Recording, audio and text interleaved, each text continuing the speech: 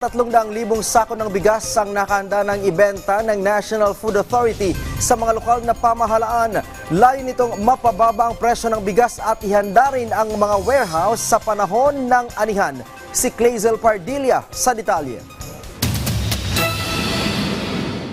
Pararamihin pa ng Department of Agriculture ang supply ng murang bigas. Target ng DA na magbenta ng NFA rice sa mga lokal na pamahalaan na maaaring ibenta sa kanilang mga residente o gamitin sa panahon ng kalamidad. Ayon sa DA, ibibenta ang NFA rice sa halagang 38 pesos, kapantay o mas mura pa sa 38 hanggang 65 pesos na kada kilo ng bigas sa mga pangunahing palengke sa Metro Manila. Ang epekto niyan sa presyo ng bigas, sabi ng DA. It can still bring down yung presyo kasi mas dadaming available mo na mura. 300,000 sako ng bigas ang nakahandang ibenta ng National Food Authority sa mga LGU. Ayon sa NFA, itinuturing na non-regular o palumang stock ang mga bigas na 2 buwan ang nakaimbak sa mga bodega, pero maganda pa rin ang kalidad. Kailangan na yang ilabas ng ahensya para bigyan daan ang mga papasok na ani ng mga magsasaka ngayong harvest season.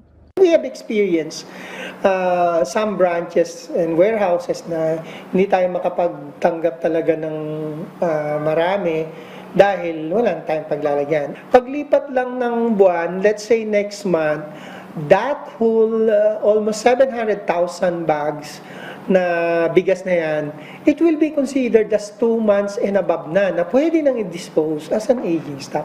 Nasa 15 bilyong piso ang pondo ng NFA pambili ng lokal na palay ng mga magsasaka.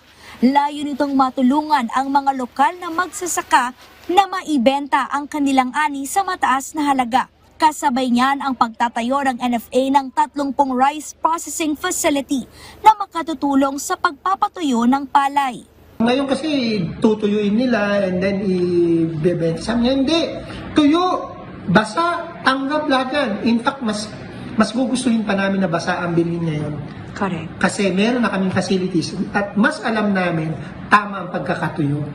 Alinsunod sa utos ni Pangulong Ferdinand R. Marcos Jr., siniguro naman ng DA ang maagang pamamahagi ng libreng binihi at patabas sa mga magsasaka. Bukod sa 30 billion pesos na pondo mula sa Department of Budget and Management sa ilalim ng Rice Tarification Law, may 21 billion pesos na pondo ang DA na nakalaan sa National Rice Program ng ahensya na layong pataasin ang produksyon ng palay at gawing mas abot kaya.